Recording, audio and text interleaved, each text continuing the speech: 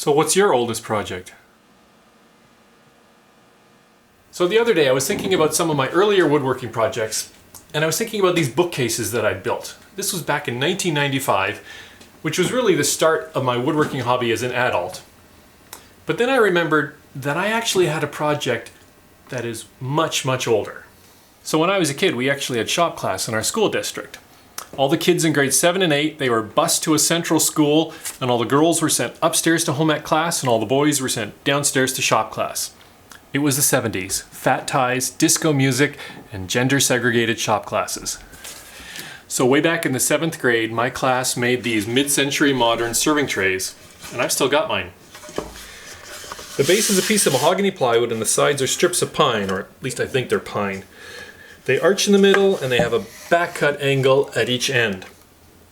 The curves and the angle add some visual interest, so it's not so much just a rectangular boxy thing.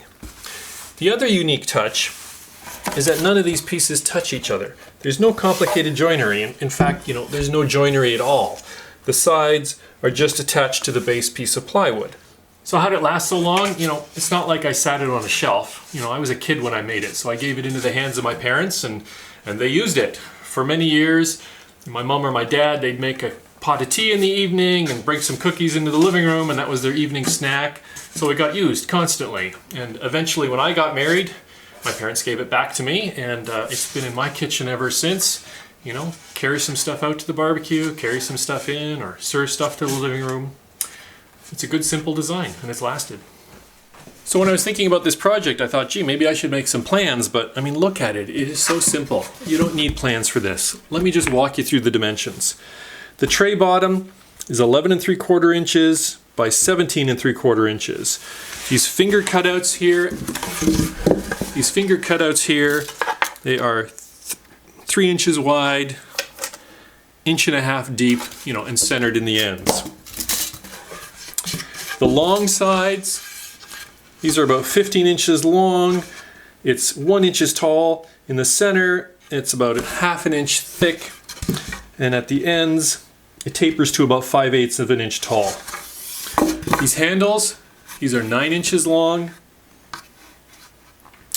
They're about 1 7/8 inches tall at the center, and they're 3/4 of an inch tall at the ends. And the finger cutout here, that's about 7/8 to an inch tall, and yeah, it's just a little bit wider than that 3 inches, so it's 3.5 inches wide there.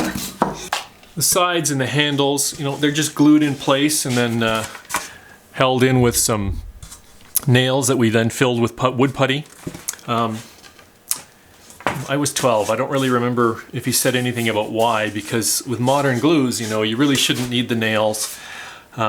But now that I think about it, it was a class. They were probably doing the simpler approach, and they may not have had enough clamps for everybody, because there was 15 or so kids in that class. That's a lot of clamps. Actually, I take that back. If I were to do it again, I probably would use 23 gauge pins to hold it while the glue is drying. They just about disappear, and because I have one, but it's not critical. And really, none of these dimensions are critical, as none of the pieces interlock at all. They're just attached to the plywood base. So if you make the ends a bit longer or shorter or taller, or if you make the sides a bit longer or shorter or taller, or if you even, position something, you just get it a little bit off because you're 12 years old and you don't really know how to glue things straight, it doesn't really matter. It'll still work, and you can just make it your own design. And that's what makes this a great starter project or a great kids project, because none of the cuts are that tough. You don't need a whole lot of tools. As I recall, I think I cut all of this out on a scroll saw. I think the teacher gave us the square piece of plywood to start with, but I'm pretty sure I cut everything else just with a scroll saw, a little bit of hand sanding and gluing, when I was 11. The toughest part, if I wanted to make this, I was thinking about maybe I want to make some for a gift or something, and I think the toughest part is this plywood base, because as I said, I believe this is mahogany plywood, and that's just not something you find in the big box store. At least I've looked in the big box stores here, and you get, oak, maple, and pine in the big box stores here, and generally, 1/4 inch, 1/2 inch. This is 3/16 of an inch thick. It's fairly thin.